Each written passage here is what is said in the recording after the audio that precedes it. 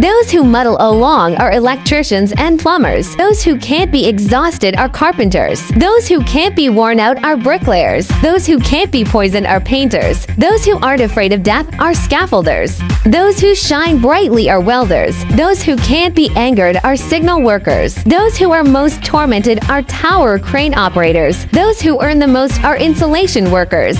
The most powerful ones are still the supervisors. One word from them and the work stops.